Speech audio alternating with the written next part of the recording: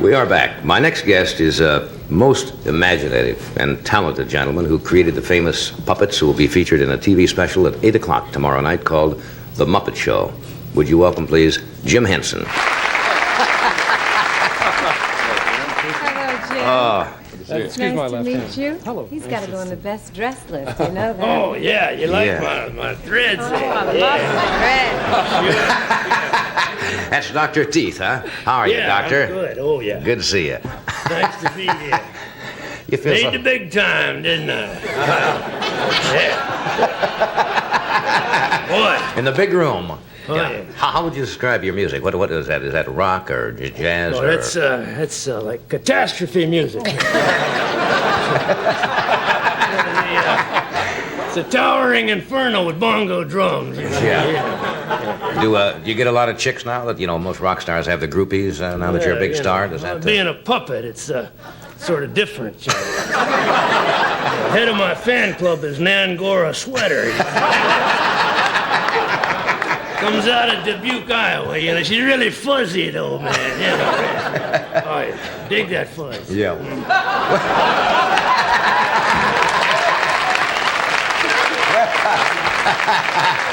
Where did you get your name, Dr. Teeth? My gold tooth there. Oh, I see, right in the front. See in there, yeah. Got 3 gold records melted down in there. Melted them down and stuck them in my mouth. Yeah. Who's going to be on the special tomorrow night with Dr. Teeth? Well, let's see. Shall I answer that? Sure. Sure, go ahead. Yeah, it doesn't matter to me, man. Now, we've got sort of an unusual lineup of characters. Yeah. We've got the homicidal maniac and the San Francisco earthquake. We've got Mount Rushmore and the 7 deadly sins. Mount Rushmore and the 7 deadly sins. Did you? Fantastic. Yeah, great. And my group, which is the Electric Mayhem. Did you start this as a kid? Fooling around with puppets? Well, I started sort of just out of high school. Right.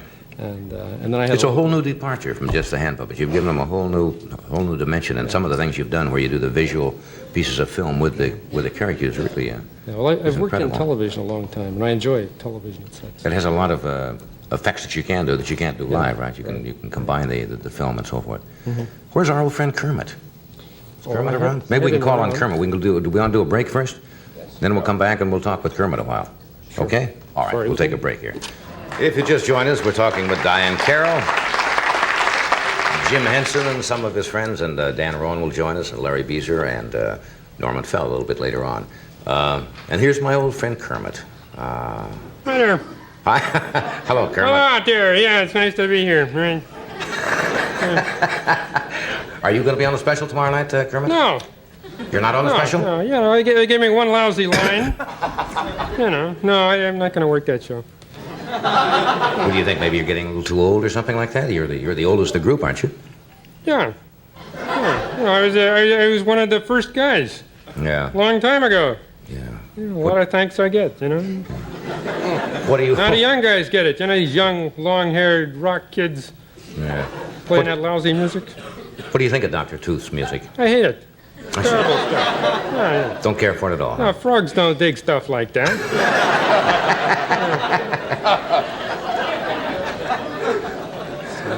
No rock, huh? Just old-fashioned music. Yeah, right. What kind of a part do you play in the special? They give you one line. I got one lousy line. I'm sorry about that. Yeah. It's nothing. It's a nothing show, No. Yeah. How's your love life? What? How's my love life? How's your love life? Listen, I work on Sesame Street. You don't ask a frog questions like that.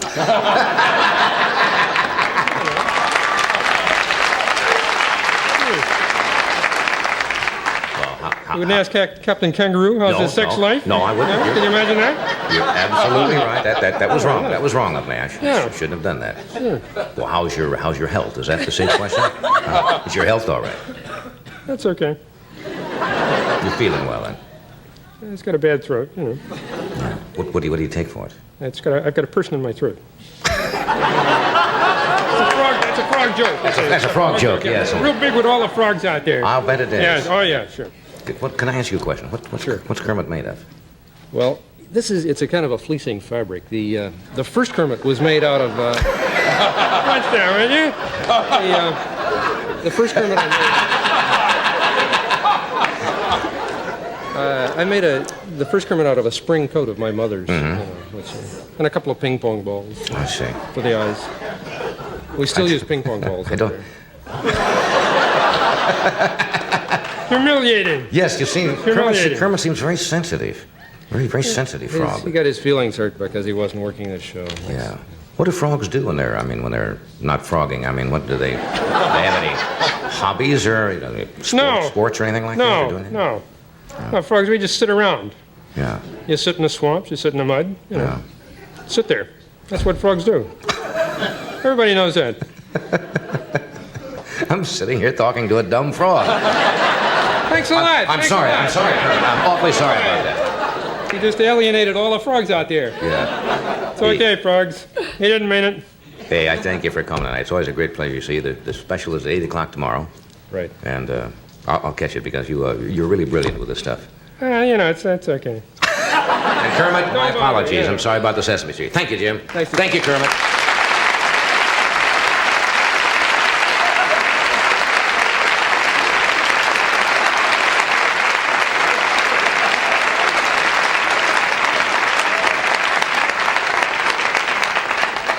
It's funny where the fantasy starts and you get so caught up. You get caught up. I'm sitting here talking to a frog.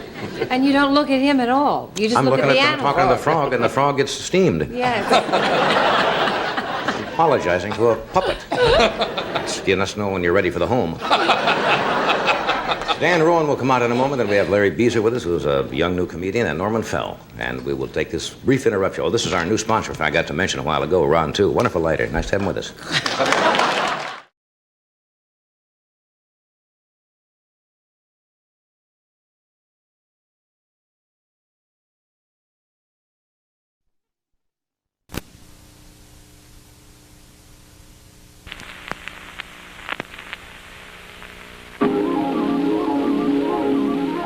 The following program is brought to you in living color on NBC.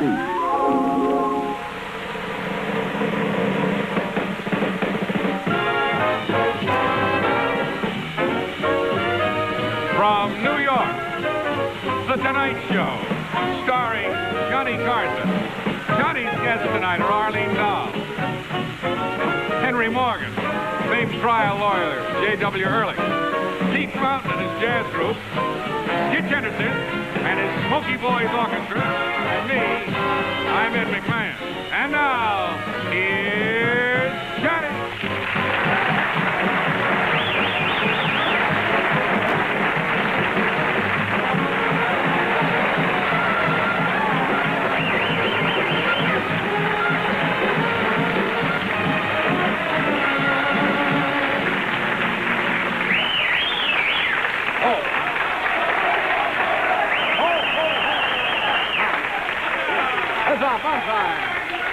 Hey, you bunch of drunks.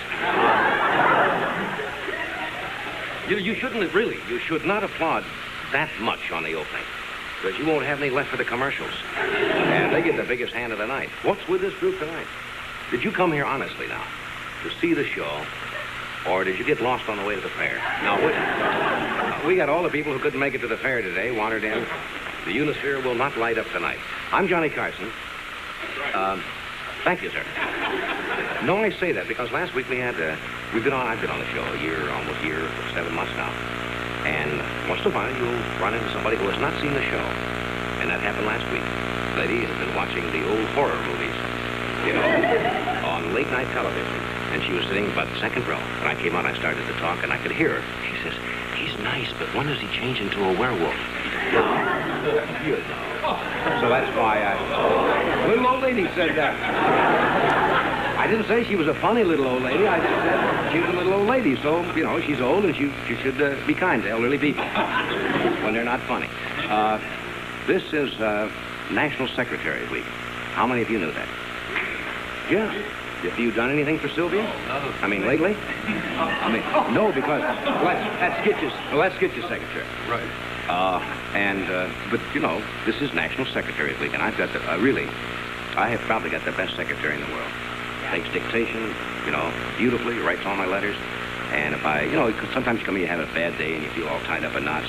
And my secretary, rubs the back of my neck and massages my temples, and, you know, I don't know what I'd do without Herman. He's really... you see?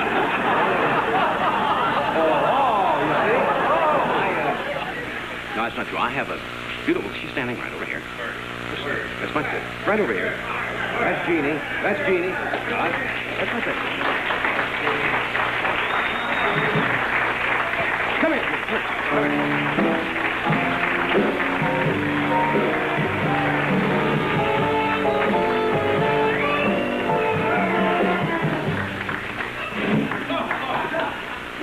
A loyal youngster.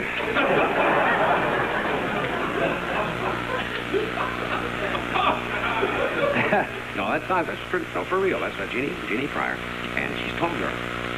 She's taller than average. You know, and I always keep telling her I'm going to tear her down and put up a housing development, but she isn't. Though she's a great secretary, and she made one mistake she's made in a year and a half. One little mistake. At Christmas, last Christmas, remember when I sent the gifts out? She mixed up a couple of the Christmas gifts.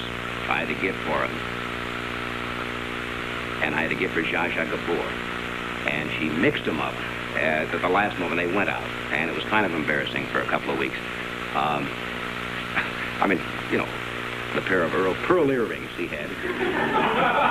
And I got him just in time. He was just having his ears pierced.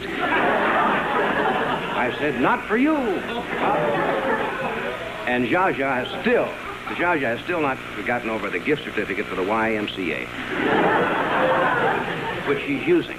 But outside of that, well, let's see what's in the news today. Well, of course, the fair is a big thing here in New York. What can you say about it? They had bad weather today, and I haven't been out to it yet. Cold. How cold is it?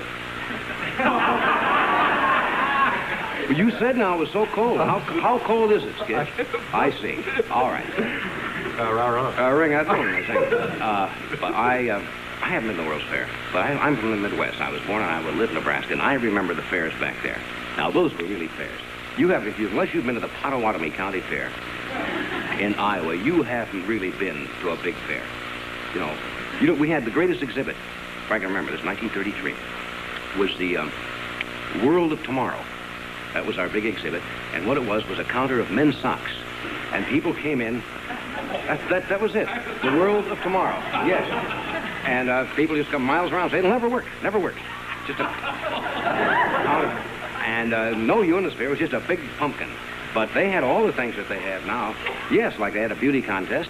And I still remember the girl who won it. Zelda Mucky. Zelda Mucky was Miss Plowfurrow of 19... Nobody knows what a furrow. You know what a furrow is? He wouldn't know what a furrow was, but Zelda. And didn't have much entertainment. Belly dancing was not big then, but they did have one belly dancer, I remember, at the Potawatomi Fair. And she was very shy. And she wouldn't shake. You know, and she got out there. So they gave her an air hammer, one of these pneumatic wheels. She not only danced, but tore up the street at the same time. I don't know whatever happened to Zelda. But those were just some of the highlights. But tonight I think you're going to have a good time tonight. We have Mr. Henry Morgan with us. We have Arlene Dahl. And we have a great lawyer, criminal lawyer, written many books. He might have written a book, I don't know. No, the series Sam Benedict was based on the exploits of this gentleman. Mr. Jake Ehrlich from San Francisco is with us, and we have Pete Fountain and some Dixieland jazz and all kinds of wild things. So we'll have a word from your local station, and we'll be right back. All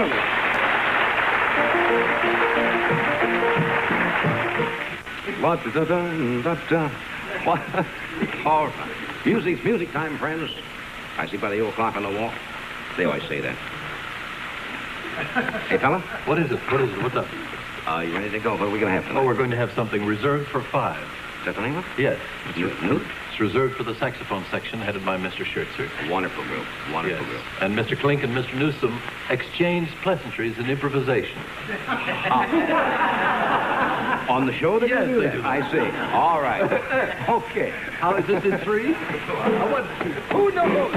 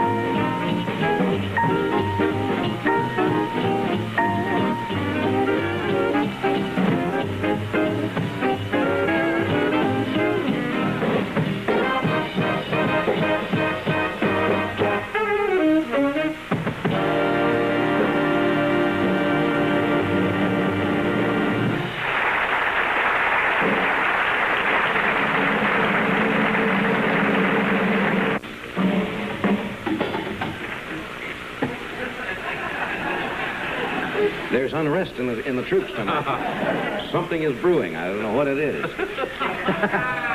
You plugged in the still again. Oh, it's the first day in the world. I had a telegram here just before the show. Somebody sent it in. It says, in the audience tonight will be 6 top 4-H members from Illinois, Indiana, Kansas, Oregon, Texas, and Vermont.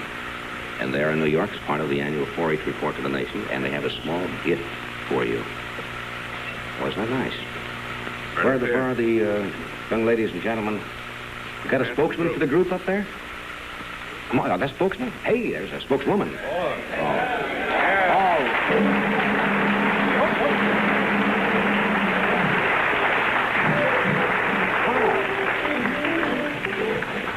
Gee, I would hate to lose you on the way down here.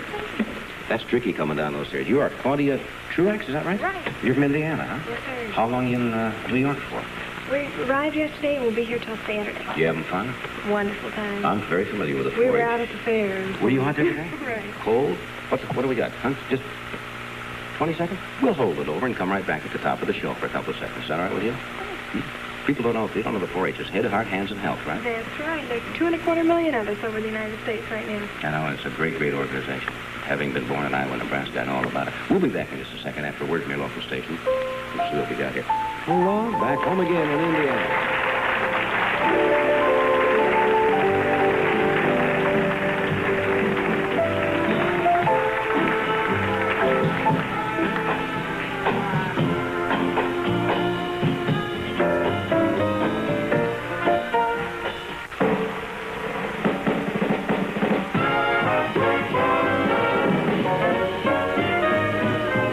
From New York, The Tonight Show, starring Johnny Carson. Johnny's guests tonight are Arlene Dahl, Henry Morgan, famed trial lawyer J.W. Ehrlich, Pete Fountain and his jazz group, Skitch Henderson with the NBC Orchestra, and me, I'm Ed McMahon. And now, here's Johnny.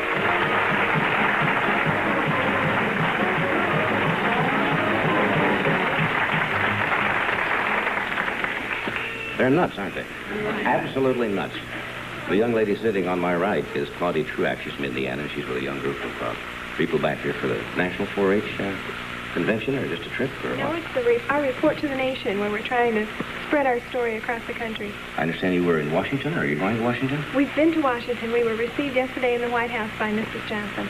Must have been quite a thrill. Oh, wonderful experience. I'll bet it is. And you brought me a little something. I don't know what it is yet. Hope you got some papers to keep down here. Looks like A little you got a paperweight expo. with a 4-leaf cover with the Right. 4-H's on it. Isn't that sweet? Well, that's very nice. Yes, I do have some papers. Should be. I'll send out. Do I have any papers, Gene, on my desk? Send upstairs and get some papers. My desk is very clean, but I'll get some papers. Claudia, hope you have a nice time, and thank your group for me. Thank you very very much, huh?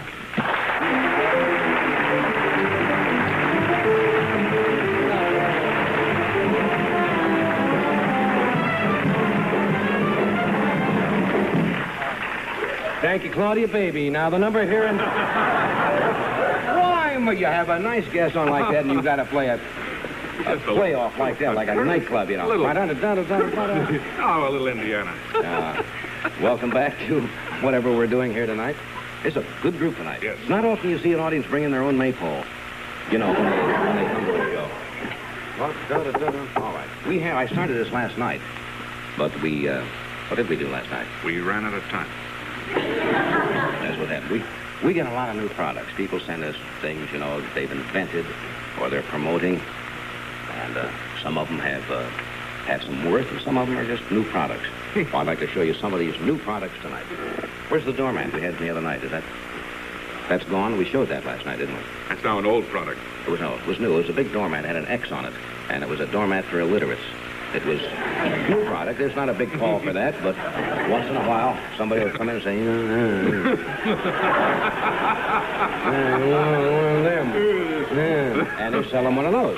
But here is a gift idea. Now, a jar contains very, very germs for the man that's had everything. You see?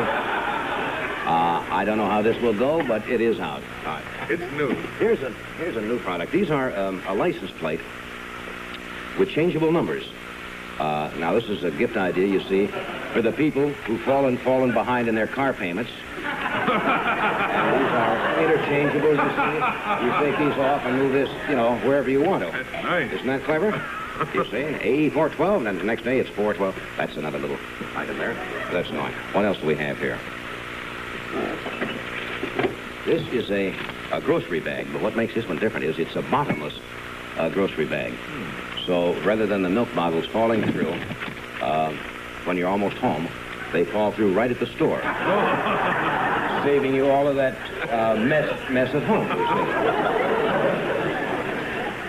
see. A Lawrence Welk bagel.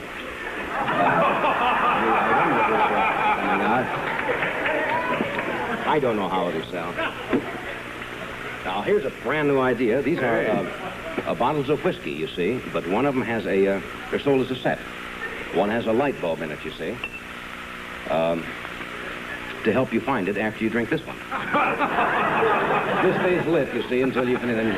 While you're getting. That's right, and this is kind of a homing radar light, you see, when you come back. This is something new here. This has a regular working light. It's a novelty. It's for car drivers whose battery is running low.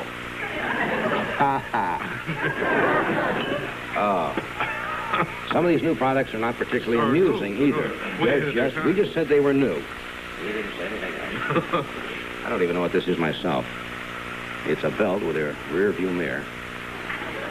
Oh, it's for women who are wearing tight capri pants for the first time and want to see, that everything is,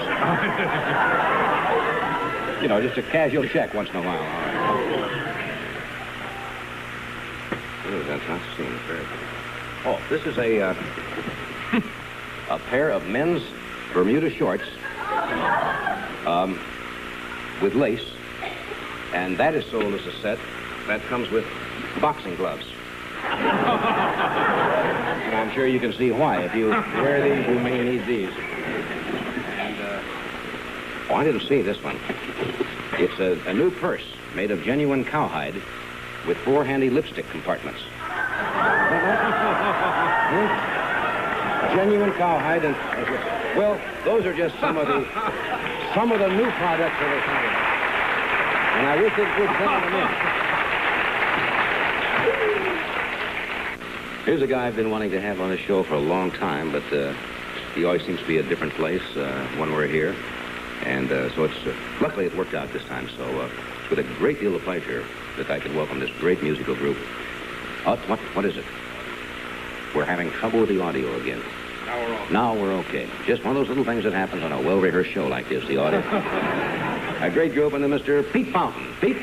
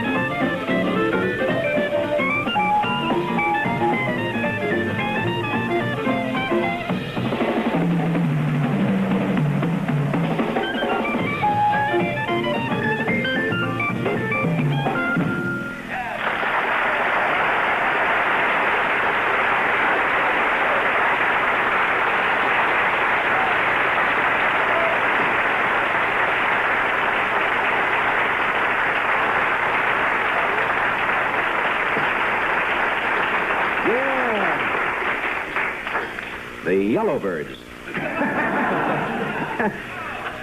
You gotta have color to see these jackets, huh? Oh. Well, what do we look? We look so drab. Next to that, we do. That's Yeah. perfect for what they're selling. That was Pete Pound along with Jack Sperling and Godfrey Hurst and Stanley Wrightsman and Oliver Felix, and they will be back later, and we'll do a A bit of Avalon. whole big thing. Just a great song. Great group. They have a recording? Really? I shouldn't see the cover on this. Is that too much? South Rampart Street Parade.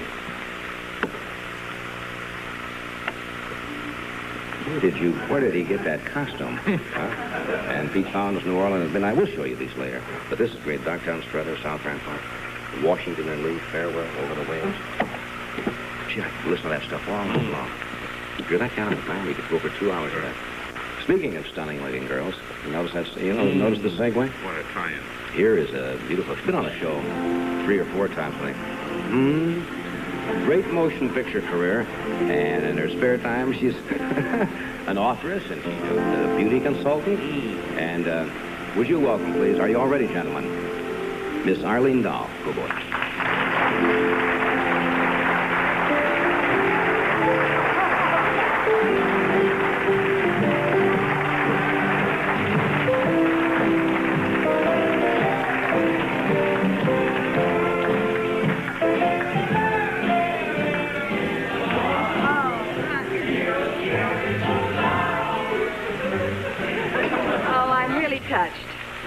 No, I'm sickened. I'm not touched at all. I thought that was going to be so beautiful.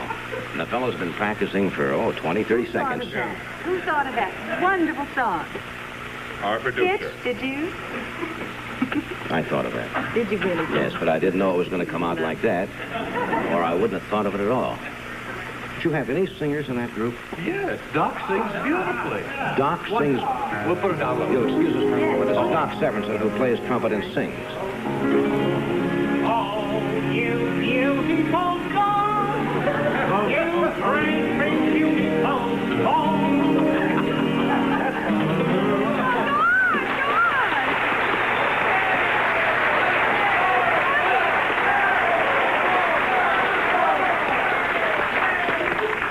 They're going to come and get you some night. They're going to show up with a plastic bag, and that's the last we'll see. Right to the funny farm.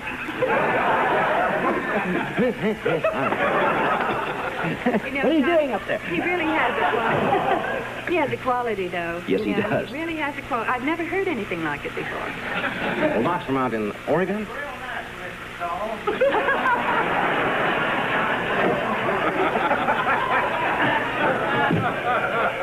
Doc is very shy. Just normal, the music. I know what the quality is now. It's a southern quality that I detected there. Wasn't that it? No, I say, old dear, I believe you got it wrong.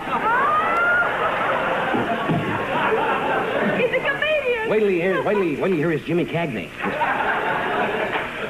All right, now. Well, that's very sweet anyway. I really appreciate it. Thanks a lot, fellas. And welcome back. Thank you. You look lovely, as usual. Well, I always feel... Is it any of a hazard to be pretty? I'm interested. Well, It's you a serious should know. question. Well, I mean, did used to get my books carried home, but I had long blonde curls, you know. You see? And that kid, when I cut those curls off, was he? Oh, been carrying my books for 4 years. No, I mean. And then the girls started to carry your books. No, but they always say if somebody is 16. Now, I meant as a compliment. Who's very, very pretty. Is that a hazard? I mean, you get a certain amount of jealousy or anything at all? No, I got my books carried home too. That I can believe. Mm-hmm. That I can believe. My curls pulled and all full of ink, and but I don't think that's a hazard. That's fun. That's part of life. What have you been doing since I saw you last? What kind of reactions did you have last time you were on the show? Well, We talked about your book. Oh, I know. I had lots of letters from relatives in Minnesota, and I think they misunderstood us, Johnny. You know, when we were talking about the book, Always Ask a Man, and I mentioned some of the chapter headings, they thought I'd written a book called Instant Sex, you know. And that term was you. Yes, it was, but it was just one of the titles, the chapter headings, and we didn't explain it, you see, because I wanted it, and so do men, you see. Even though they might think they're against it to begin with. Long courtships. The long courtship, yes. it's like, we don't have coffee anymore. We don't grind the coffee, those little kernels, coffee. Beans, yes. We don't grind. You're thinking of sour mash whiskey. You say beans. Well, yes, we don't grind them anymore. And, that coffee used to be so wonderful. I remember in Minnesota, my great aunt used to get the beans, the coffee beans, and she used to put them in one of these little old-fashioned grinders and grind it. And the aroma was marvelous. You can still do that. Yes, you can, but nobody bothers anymore. This is the point, you see. Nobody bothers with the build-up and the wonderful way to grind the coffee and the looking forward to the end product, All we do is reach for a bottle of instant coffee and put something in, and, that's it. Well, this is the whole idea behind the chapter, you see. I'm for the long courtship. And that's... Grind it yourself, in other words. Grind it yourself. I don't even know what that means. I really don't know what that means. No, I'll tell you one thing I have against about all that instant stuff. The other night I was trying to get one of those bags open that things come in. It's a pet hate of mine. I don't know what they do. The frozen stuff, and it comes in one of those plastic or... Yes. And they sear it together. You ever try to get one of those things open? Yes, You can't get them open. You have to get a knife and attack the things. Mm-hmm. They weld them together. And then together. everything goes like this. And then you're an hour on the kitchen floor trying to put it back. Wish they think of something else. What do you really need? We got a cup? Well, I think we need it over on this side. All right, there's a cup and a tea. With tea regular. No, but your vibrations have to get into it, so you have to pour the tea in there. You can't just have the leaves. After this article you were talking about, and I think it was in one of the Sunday supplements a couple of weeks ago, I got so many letters containing tea bags. Dear Miss Doll, will you read my leaves? You can't read bags. Oh, you can't read a tea bag. Well, it's not easy, with just a dry tea bag. You want a cup, or is it just mine? It has to be in the cup. No, but are you prepared to drink a few? I have to drink a little first. Oh, yes. You see, that's very important. We'll have a moment of silence while he... You know they have quite a few of these places in New York where you can go to have your tea leaves read? And you've never had your tea leaves? Well, never, that I can imagine. Good? Is it cold? It's not really hot enough. No, it's not. But does that make any difference? One more sip, and then we'll pour out the rest. Well, now, why do you have to drink it? That's because you get personally involved with it? Well, that's right. Well, I mean, see, your vibrations go into the cup. Really? Yeah. Well, I certainly hope so.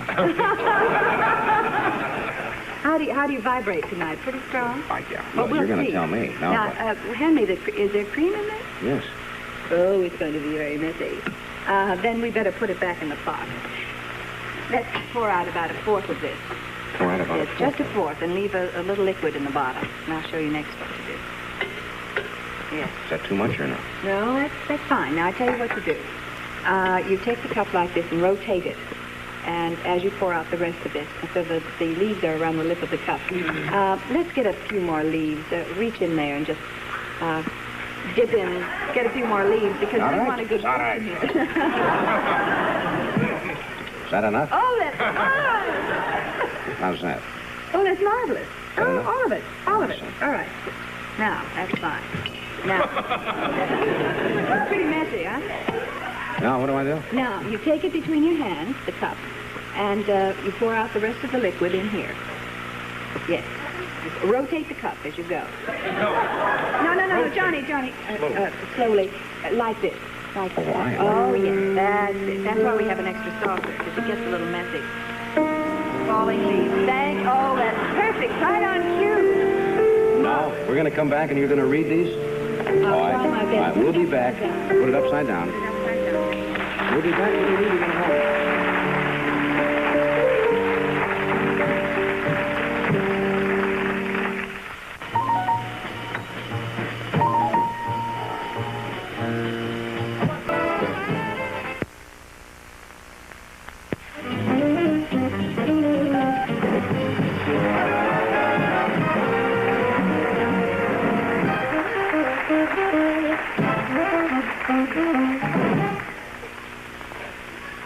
Pure discipline. What was that? Now, you ready? Arlene says she's never read tea leaves with, with the music in between. With a musical background. It's wonderful. Does this change the reading at all? I don't know. We'll have a very musical fortune here. Now, for those of you who just joined us, I Now. drank some tea, I moved this around, rotated, poured out the excess water, and turned the cup upside down. Now you make a wish. I make a wish. Do I have to tell what the wish is? No, you mustn't tell. Just make a wish. Close your eyes, make a wish. Just one, Johnny. Just one wish. I know, but it's so good, I don't... All right, I've made a wish. Now, thinking about the wish, turn the cup around 3 times clockwise. 1, 2. Thinking about your wish? Yes. All right. You know, you've got so many wishes. It's all on the outside of your cup. This is what you mean. What means your cup runneth over. You see. Oh, I see. All on the outside. I've only had one wish. Well, oh my goodness. What? They always start that way. Well, I tell you, would you like to know how this is done? It might be interesting for you. Can the camera get this cup? Our camera can do anything. I got my... We have a director used to direct tea leaf readings. Came directly from that to this show. It's the only one in the country. That's Well, right, this only is December, and this is June. Why? January, February, March. Well, this is the way it's done. Oh, I see, on the zenith. Like it, you see. Oh, my goodness. Look at all the hearts around you. Isn't that marvelous? Your wish starts coming true right here, and it's next to your heart. That's wonderful. It's a personal wish, isn't it? Yeah, oh, sure. Well, of course it's a personal wish. Yes. But I mean rather than professional. Yes, it's a personal wish. Yes. Oh, it's marvelous. I gave up wishing professionally a long time ago. It's all personal wishes now. No, it starts coming true almost immediately.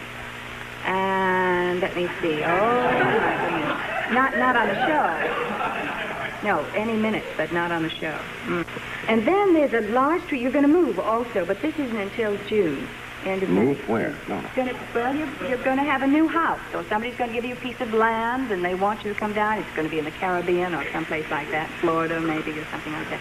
Anyway, it'll happen in May or June. There's a new place of residence right there. I was making fun of this a while ago. Now, it was getting too close. See, that's a new tree.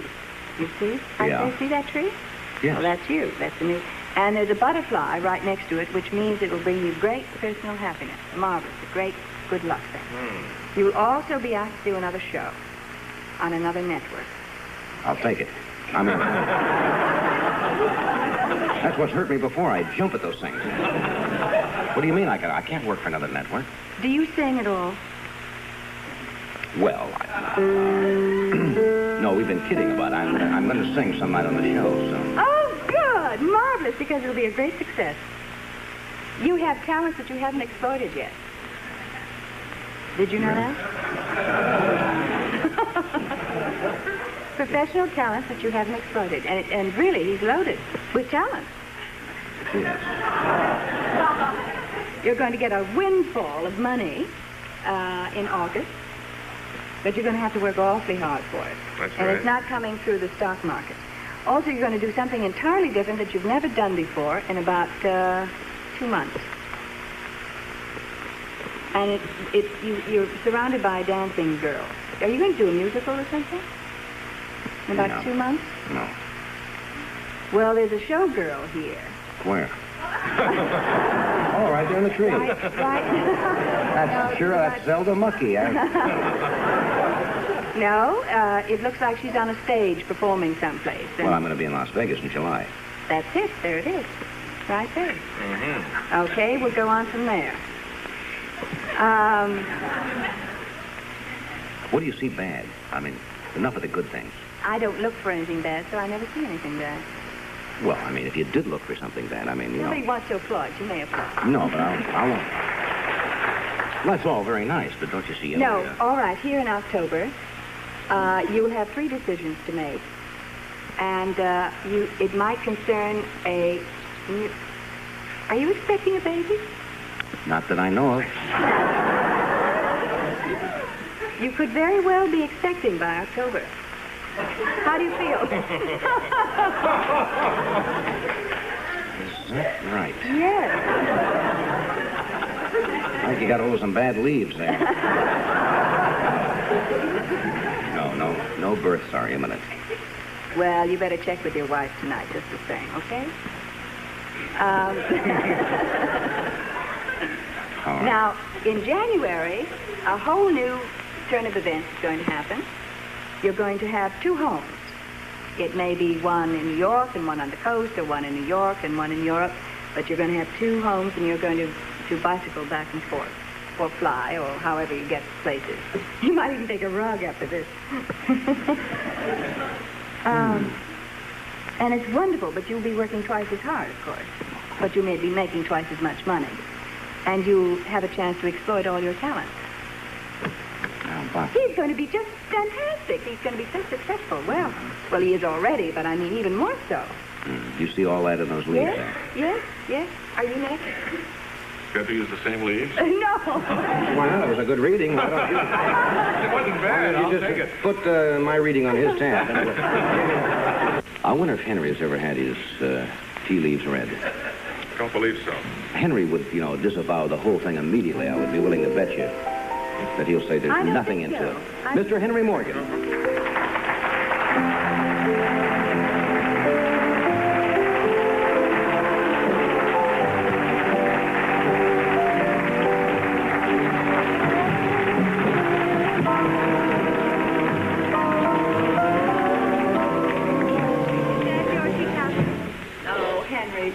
Did you do what That's you were... for me. Did you do what you're supposed to do? Yeah, I rotated and I drained and I poured off a quarter and I added a little sugar and I took out the cream and I dribbled around and I smudged October, unfortunately. But the rest of the year is all in there, and I'm glad to hear about what's going to be with you. This sounds like a great year for me. By the way, I don't even use a cup. You don't use a cup? Drink? No. To foresee. Oh. You know where your wife is right now? Yes. In the theater, right? That's right. With Skitcher's wife, right? That's true. High spirits, right? That's right. Now see what you can do with a cup. Did you tell him? No, nothing. Nobody told me. That's pretty good. You just, the waves. I read fruitcakes.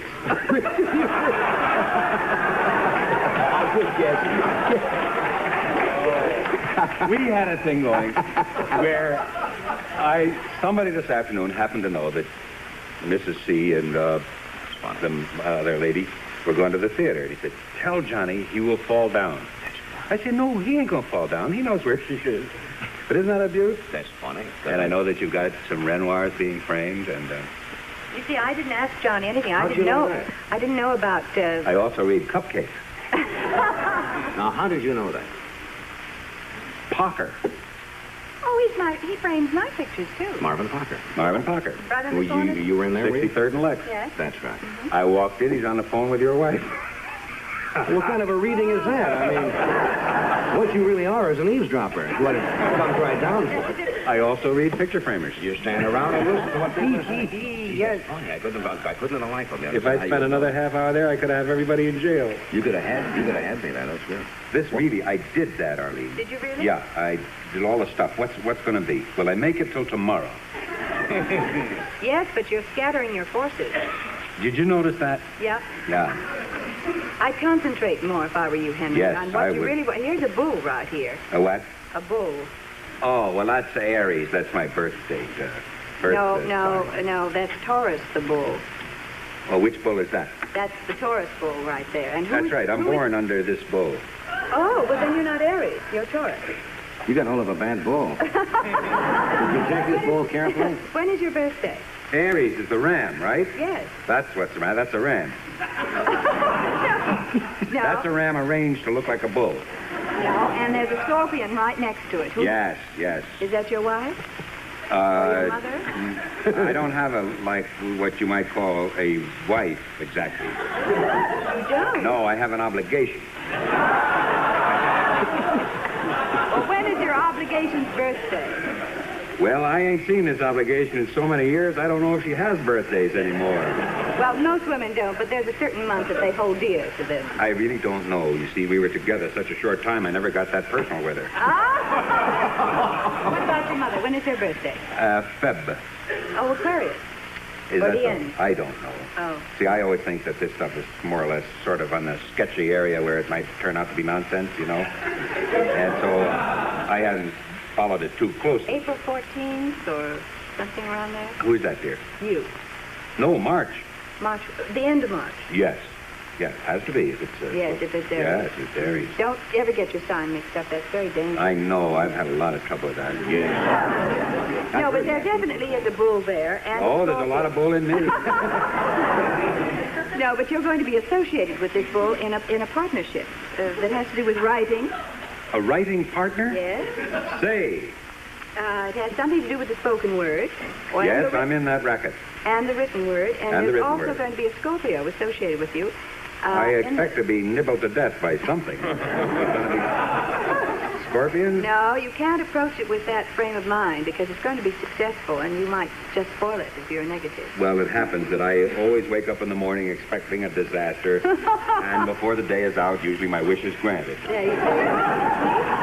Arlene I says was this reading was the a prop fake man's cup.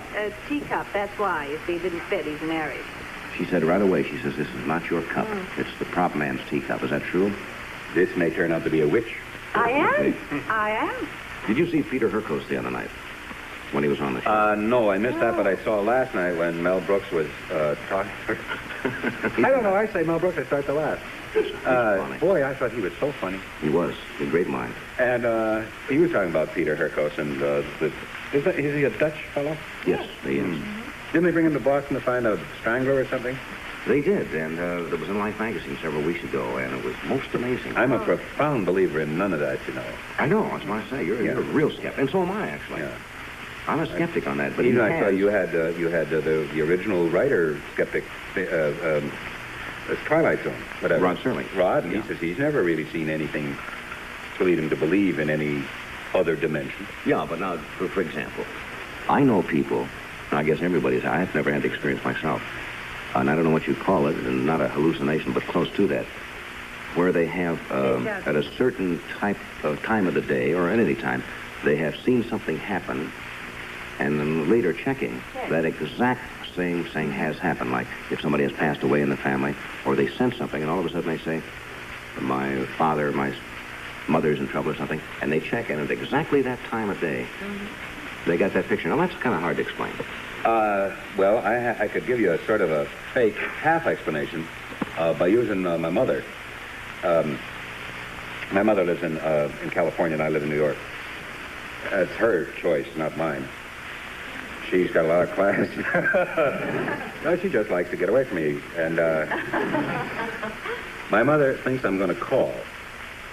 So it doesn't make any difference when I call. She says, you know, I had a feeling you were going to call. Well, now I'm talking about something. I'm talking Well, it's about the same thing. There are people who walk around and say, you know, I think my father just fell off a cliff. Who walks around saying my father just fell off a cliff? The guy that later says, you know, I had a feeling my father fell off a cliff. He says, by gosh, what do you know? He fell off a cliff. Fell off a cliff. You know, I'm not talking about looking back in retrospect. I'm talking about they will make that he looks at statement. his watch. He says, well, time for the old man to do the dive.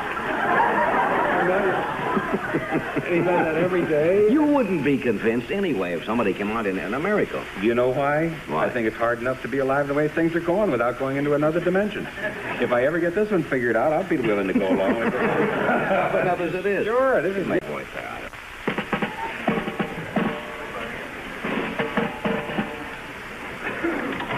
All right, men. What happens here? How are we going to kick this whole thing off? Are we going to lead off? All right. Peter, you ready? Troops? All right. Go.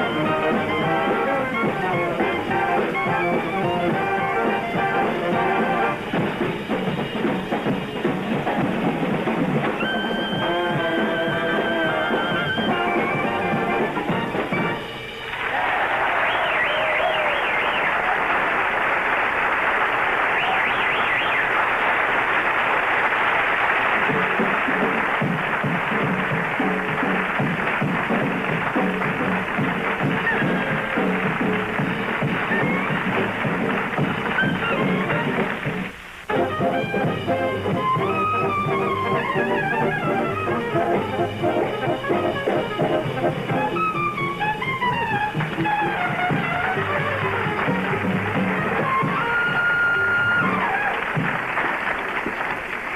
a drummer, too? Bad. That's like therapy for me. I just do it to kid around, but it's a lot of fun. Yeah, but it's That was a lucky you got gas, a trade there. That was a told you gas. you had unexploited talent. Oh, yeah, lots of No? things. Hey, I think you ought to stick around. Those of you who are joined us late tonight, I think we've got the most interesting last half hour of the show tonight. We have Mr. Jake Ehrlich, the famed lawyer with us from San Francisco, and I read the book yet, and it's fascinating. You will enjoy it. You too, I think, Ehrlich. So stay up.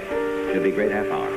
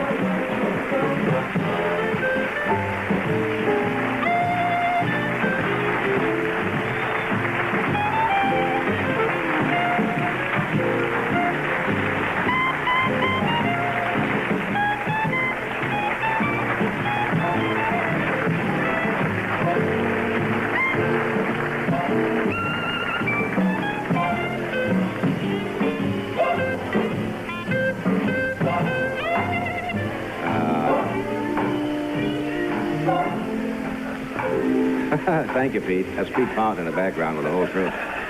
We're going to try to squeeze in another number before we get out of here, maybe late in the show tonight.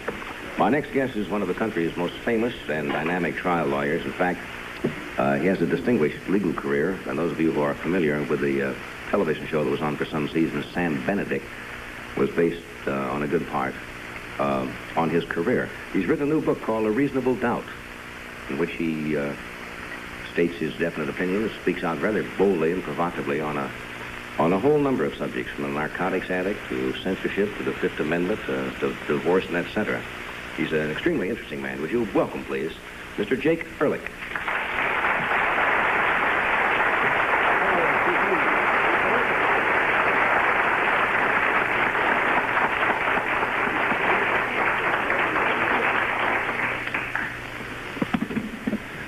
Good evening, Counselor. Good evening. I always hear that. They say that on television all the time. Not on the Counselor. Sam Benedict show, they don't. They don't say that. Why do they always say it in those other series? Counselor all the time. Well, Do lawyers talk to each other that way? No. You ought to hear lawyers talk to each other. This is a most fascinating book. As I mentioned to you briefly in a little time we had to say hello before the program, I get probably 30 or 40 books a month from people who appear on the show, and most of them you don't have a chance to really look through. You look some of the highlights. And I set up the last 2 nights with this book and called A Reasonable Doubt, and got so fascinated. I guess the lay people who don't know much about the workings of the law, this is all fascinating. I'm glad what you like it, what Tom. you do. Most interesting. One statement you had in here, it says when you are defending somebody, you say the first thing that you tell them is never plead guilty. Never plead guilty. Every man's entitled to a trial. He's presumed to be innocent until the contrary is proved to a moral certainty beyond a reasonable doubt. And that's his right under the law, and he ought to avail himself of that right. So never plead guilty. Let me ask you a question. Mm-hmm. What is your name? What is your name? I refuse to answer. No. My name is Johnny Carson. How do you know that to be your name? Well, it's on a birth certificate, legally That's recorded. hearsay. That's hearsay? Of course. Well, I mean, if it's legally recorded? That's still hearsay. Suppose you were born, and I must assume that you were born because you're here tonight with us. There's a certificate made out not by you, certificate made out by somebody else, that a boy child was born to Mr. and Mrs. Carson, and that he was named Johnny. Mm-hmm. That doesn't mean that you know that to be the fact. That means you have read that to be the fact. Okay? Yeah, I see what you mean. In other words, I only have to go by what is recorded. Sure, you're pleading guilty to something that you don't know of your own knowledge. In other words, I should have said, if somebody asked me who I am, I say I plead not guilty, right off.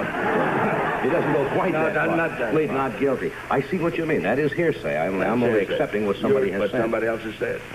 But that would be legal. I mean, if you come in with a birth certificate, that proves you're more. Well, birth certificates are legal until they're attacked and proved to be invalid. That has happened, too.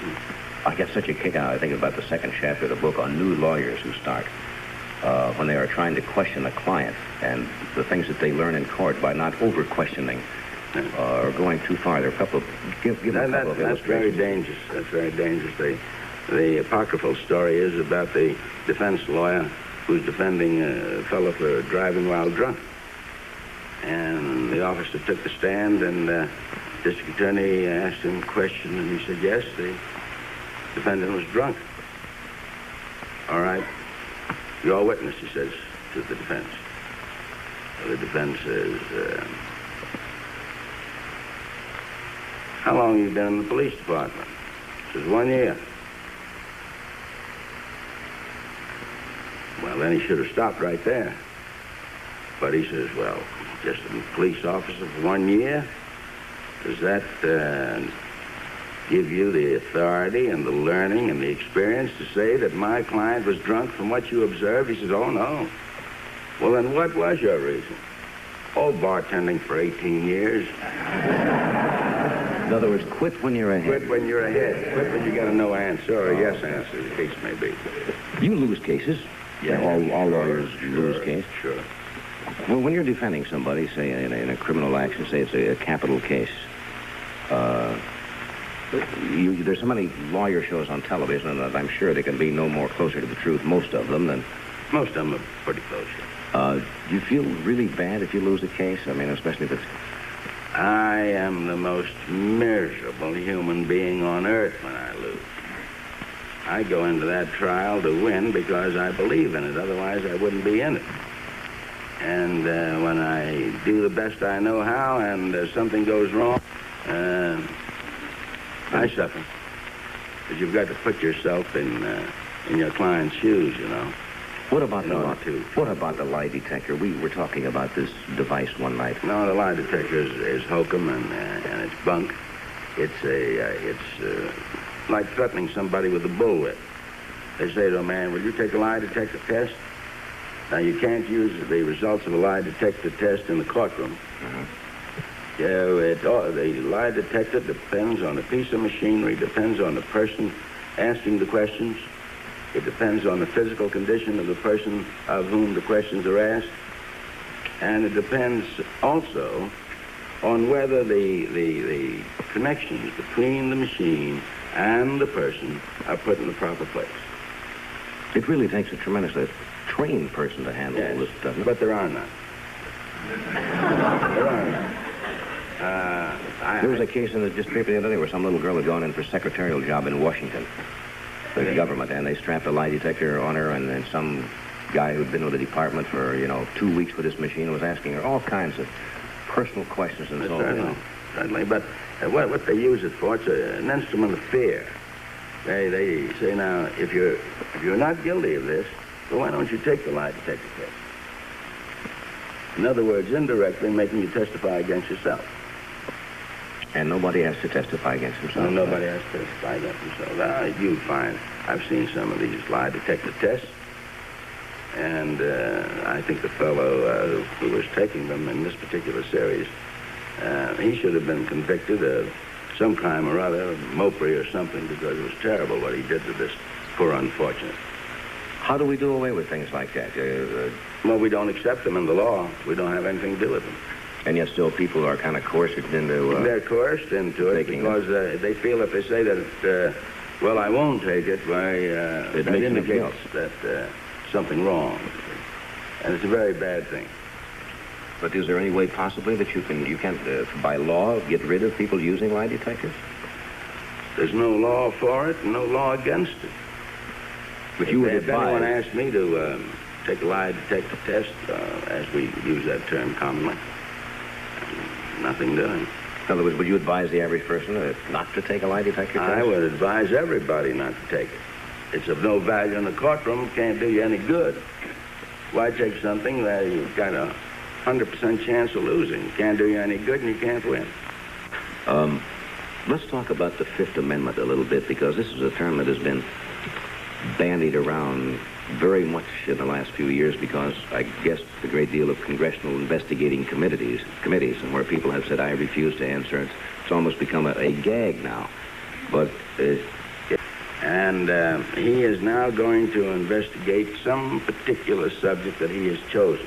Well, let's just take the entertainment business. Oh, the entertainment business. Yes, there's been something going on about that.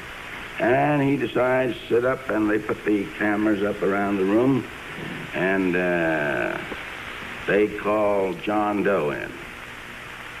Now, in the first place, the mere fact that they call John Doe, the people say, uh-huh.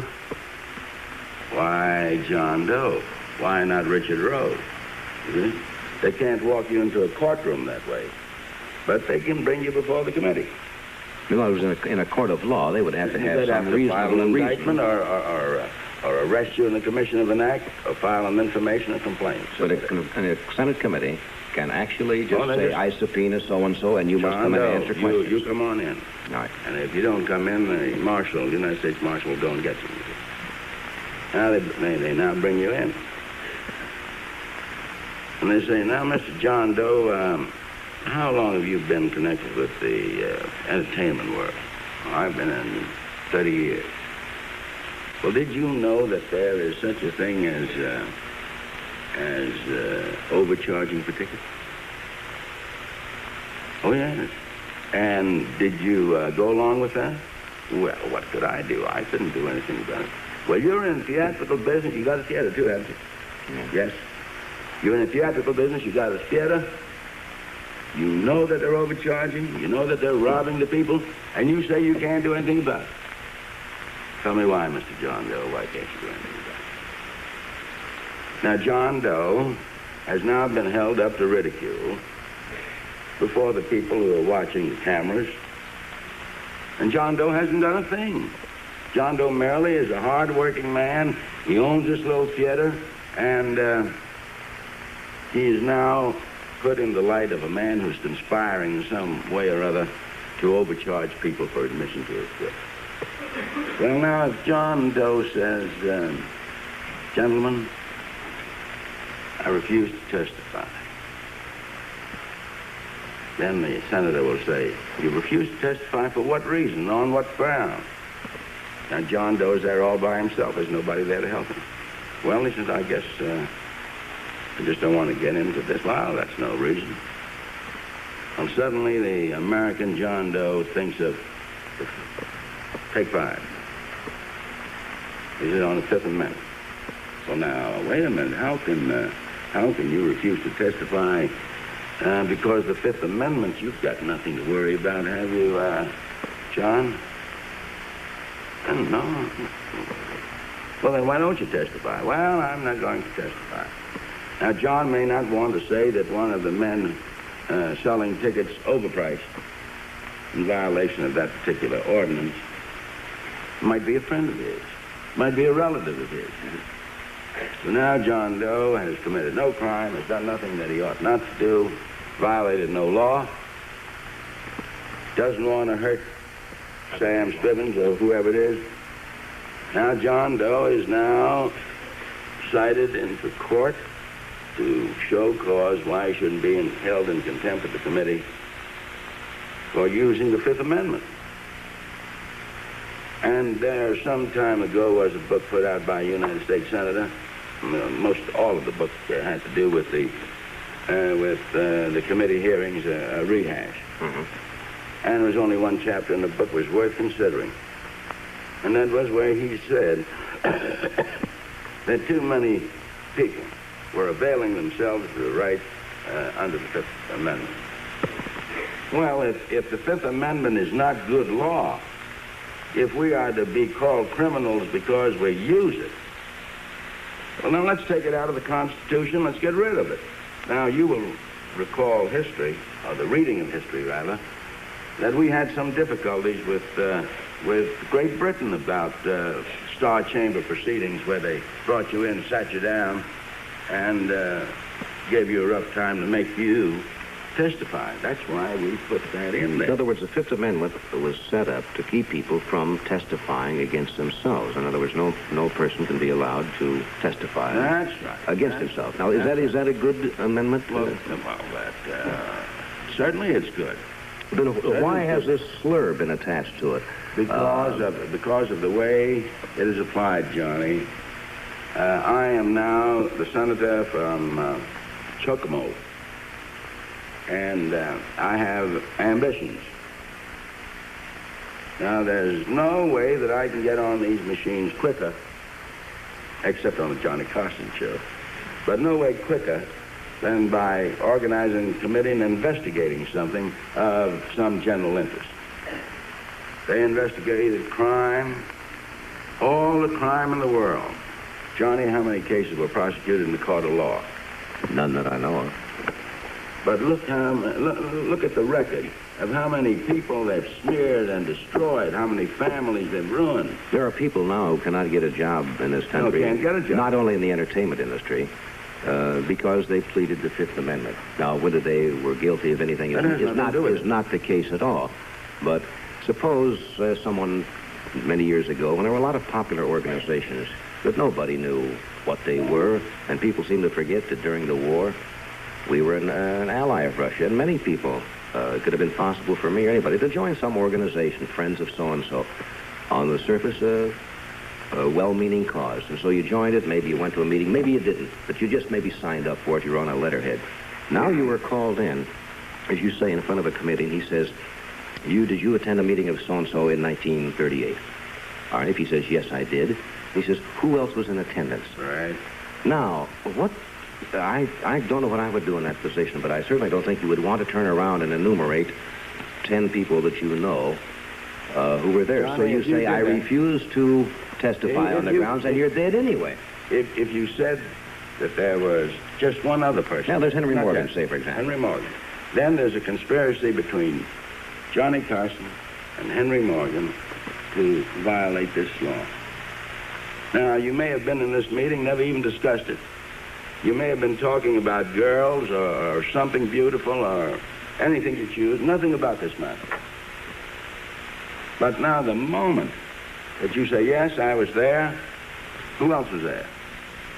Henry Morgan was there. I wish you'd use somebody else. I really do. Well, you were there. As a matter of fact, sir, like I lived through this. Well, barely lived through it. It's a very bad situation. You're now guilty of a conspiracy. Now, if you say... You didn't have to join anything, you know. Nothing. If you just went to a dinner, which happened to me, somebody would say, are you for middle-income housing, we'll say. And that was pretty close to what it was. I said, yeah, I guess so. They said, would you come to a dinner, the thing? 10 years later, some brilliant man comes around and says, oh, you went to a dinner for the thing for the income of the housing. I said, yep, and I do it again, you see. Well, there was a communist organization sponsoring that. I said, well, why didn't you tell me 10 years ago? No, now I know that too, now. But when you tried to do good, you could get killed. I was for the housing. I didn't know who was.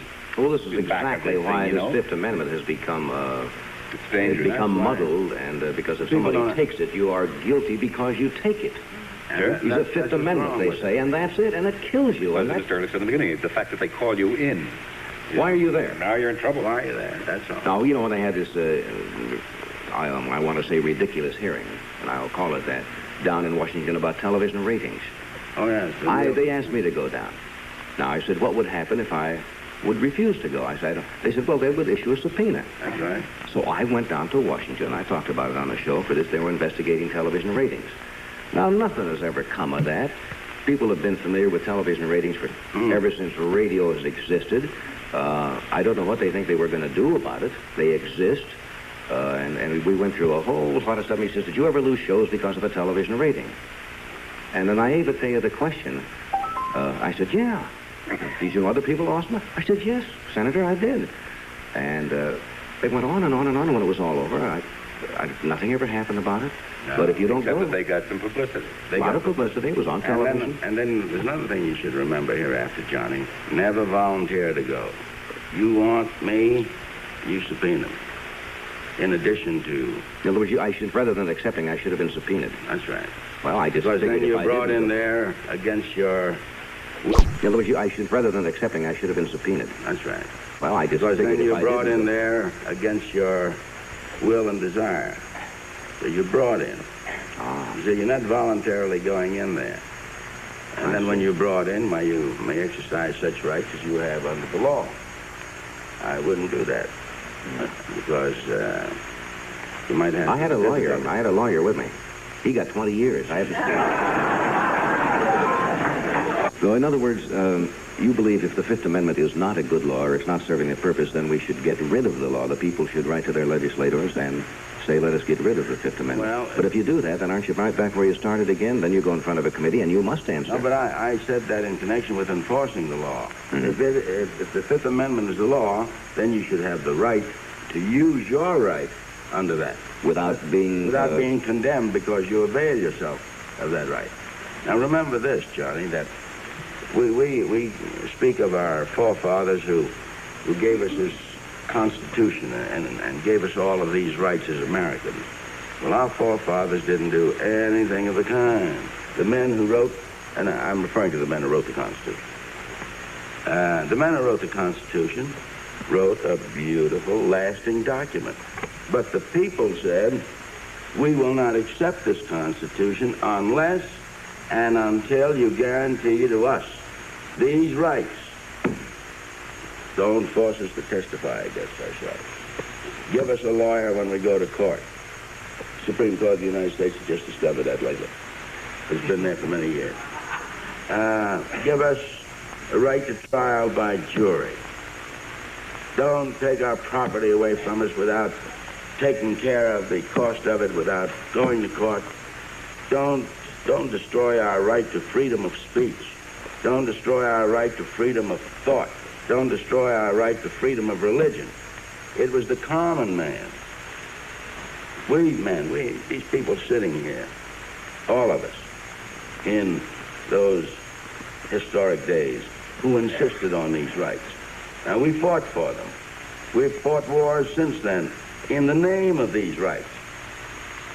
Now, if you're going to condemn us for using them, then let's get rid of them. Let's go right back to where we started before the American Revolution and say, well, shucks, let's throw the whole thing out. This whole thing hasn't worked. One note you had in the book there, which is interesting, because a lot of people say this when you say the Fifth Amendment. They say, well, it has protected a lot of gangsters, or criminals. Probably true, but the point you made, it has also protected a lot of innocent people. It has protected the innocent. Now, the basic philosophy of our jurisprudence, Johnny, is that you may let 1,000 guilty men go, but don't convict one innocent man. We only have about 40 seconds to say goodnight. I wish we had another couple of hours. It's been that fascinating. And I hope whenever you feel like you want to come back and spend some time, Mr. Ehrlich, I would be delighted to have you. You're very gracious. You just mentioned...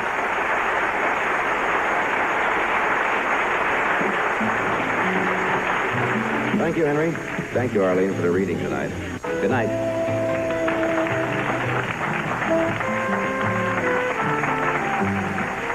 This program was recorded earlier this evening.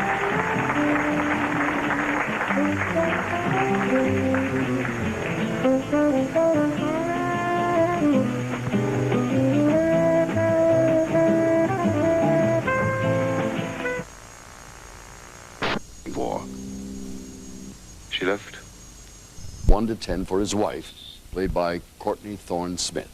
Not everything is that important, okay? Potpourri, 2. Okay? The size of your ass. Well, that would be enough.